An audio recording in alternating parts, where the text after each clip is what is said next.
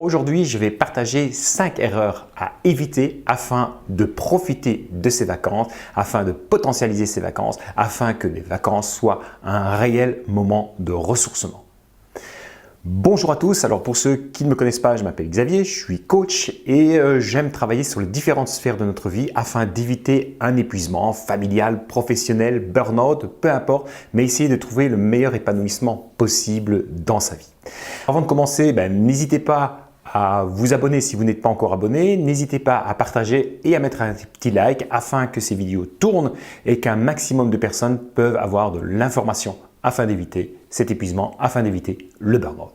Avant de parler des 5 erreurs à éviter, j'aimerais quand même vous faire une petite introduction et savoir que ces derniers temps, on parle souvent qu'un long week-end, que 3 jours de congé durant l'année de travail peuvent être aussi bénéfiques que 2 semaines de vacances. Alors j'ai envie de vous dire oui, c'est exact lorsque c'est cumulé, mais malgré tout, les 2 semaines de congé d'affilée peuvent vraiment avoir une plus-value. Lorsque vous allez avoir 2 semaines de congé, la première semaine, souvent, c'est une semaine qui va être de l'ordre de la déconnexion. Et puis la deuxième semaine, ça va être souvent de l'ordre de la pleine utilisation de ces vacances où on a créé un autre rythme et qu'on a pris conscience de cet autre rythme et qu'on a pris plaisir à ce nouveau rythme de vacances. Alors maintenant, on va rentrer dans le vif du sujet et on va parler de ces 5 erreurs fondamentales qu'il faut essayer d'éviter. Quelles sont ces 5 erreurs? La première erreur, c'est qu'il faut essayer de se dégager d'une certaine pression. Il faut savoir que beaucoup d'entre nous, dès qu'on est en vacances, dès qu'on arrive sur le lieu de vacances, on va essayer d'en profiter un maximum. Et donc, très rapidement, on va se dire je vais me lever tôt le matin pour pouvoir profiter du buffet, pour pouvoir profiter du petit déjeuner. Puis après, je vais très rapidement aller à la plage et puis je vais prendre mon vélo parce que j'avais décidé de faire une activité vélo durant mes vacances. Et donc, tout ce que j'avais imaginé, j'ai tendance à être boulimique, à être encore dans ce rythme du travail et donc à absolument vouloir tout faire très rapidement. Et là, j'ai envie de dire halt, stop, vous êtes en vacances. Donc, dès le départ, tirez-vous cette pression. Dès le départ, il faut se poser, arriver à votre aise, installez-vous et puis commencez à induire un nouveau rythme. Et donc là, c'est le deuxième point qui arrive, c'est arrêter de vous imposer un rythme. S'il vous plaît, arrêtez de planifier. Si vous commencez à vous mettre un rythme, planifier tous vos jours de vacances, très vite, vous allez revenir, et je vous réfère de nouveau à la vidéo sur la surcharge mentale, vous allez revenir à de l'hyperplanification, à ne jamais pouvoir profiter de l'instant présent et c'est ce que vous faites durant toute l'année. Donc s'il vous plaît, laissez place à la découverte, laissez place aux opportunités à saisir, laissez-vous aller, laissez-vous simplement vivre. La troisième erreur à éviter, c'est de continuer à prendre continuellement soin des autres. Stop! Ici, vous allez prendre pendant cette période de vacances soin de vous. Ça ne veut pas dire que vous allez ignorer les autres, mais vous allez instaurer peut-être des nouvelles règles qui vont vous permettre pouvoir respirer, qui vont vous permettre de pouvoir aller à la plage, qui vont vous permettre de pouvoir aller éventuellement visiter, qui vont vous permettre de pouvoir lire, qui vont vous permettre d'être au bord de la piscine, peu importe.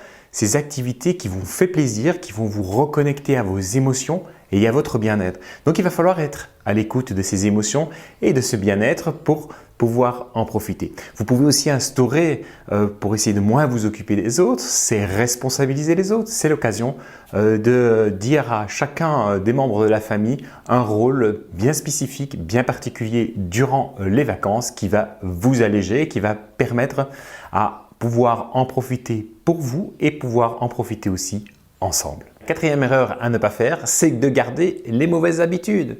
Et oui, vous avez peut-être une alimentation catastrophique, vous avez peut-être des rythmes de sommeil qui sont très compliqués. Franchement, cette fois-ci, pendant les vacances, essayez de changer. Essayez de modifier ce rythme, essayez par exemple au niveau alimentaire, de retrouver une régularité alimentaire. Ça ne va pas empêcher une bonne soirée, un bon buffet, ça ne va pas empêcher des bons petits déjeuners, mais c'est simplement déjà donner un petit rythme et de profiter de ce que je mange et donc ne pas tout avaler de manière boulimique.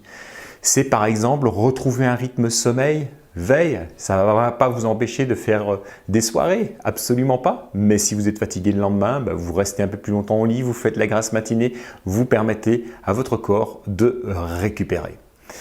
Ce qui est important aussi de se dire, c'est que pendant cette période, la reconnexion à la nature, souvent quand je suis dans le rythme de ma vie au quotidien, j'ai de moins en moins tendance à me connecter à la nature. Ici, vraiment, la reconnexion à la nature, on sait pertinemment bien que sur les individus, ça va avoir un taux de ressourcement qui est vraiment très élevé, donc ça va vous permettre vraiment de pouvoir récupérer. Alors vous savez, contact avec la nature, ça ne veut pas nécessairement dire aller faire des grandes balades. Alors oui, faire une balade, ça peut être intéressant, mais c'est aussi tout simplement quand vous êtes dans le sable, allongé sur le sable, mettre les pieds dans le sable chaud, c'est de se reconnecter à cette chaleur, se reconnecter aux rayons du soleil qui frôlent la peau de notre corps. C'est cette sensation, toutes ces sensations qu'on va retrouver lorsqu'on est en vacances parce qu'on est à l'écoute de ça et grâce à la nature, on va pouvoir réapprivoiser toutes ces sensations qui sont généralement très agréables.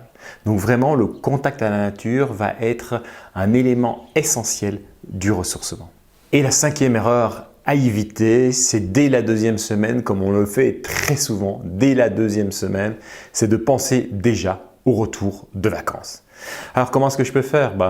C'est assez facile et parfois assez compliqué parce que notre esprit va toujours déjà se dire « Ah, là je vais devoir rentrer, je vais avoir les dossiers que je n'ai pas clôturés, je vais devoir les reprendre ou il y a un nouveau projet qui s'installe. » Donc je vais commencer tout doucement déjà à rentrer dans ce travail dès la deuxième semaine. Bon, ça, il faut essayer d'éviter. Et donc là, je rejoins le point précédent.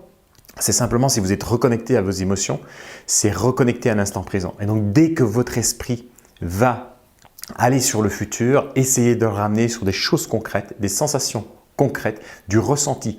Et donc voilà, pour avoir expérimenté ces 5 erreurs que je faisais très fréquemment, et depuis mon burn-out, maintenant mes vacances sont devenues de réelles vacances où il n'y a plus de prise de tête, où simplement je suis à l'écoute de ce que j'ai envie, je réalise des hobbies, je réalise des petites envies que j'avais et que je n'ai pas eu le temps de le faire durant l'année. Alors bien évidemment, pour ceux qui sont dans le cas de figure, et là je vous réfère à la vidéo de la semaine passée sur les vacances qui ne sont pas suffisantes lorsqu'on est déjà en burn-out, lorsqu'on est déjà en épuisement, ça va être un moyen peut-être de commencer quelque chose de nouveau, mais ça ne sera certainement pas suffisant. Donc là, il faudra d'autres stratégies. Mais pour ceux où ça va bien, où c'était simplement une grosse fatigue avant de commencer les vacances et puis je me ressource afin de vous ressourcer au maximum et que ces vacances ne soient pas une source d'épuisement complémentaire, évitez ces 5 erreurs et vous verrez, tout ira bien. Donc je vous souhaite une très bonne journée. Donc, je vous rappelle, n'hésitez pas à vous abonner et n'hésitez pas à mettre un petit pouce si cela vous a plu. Je vous souhaite une bonne journée. À bientôt. Au revoir.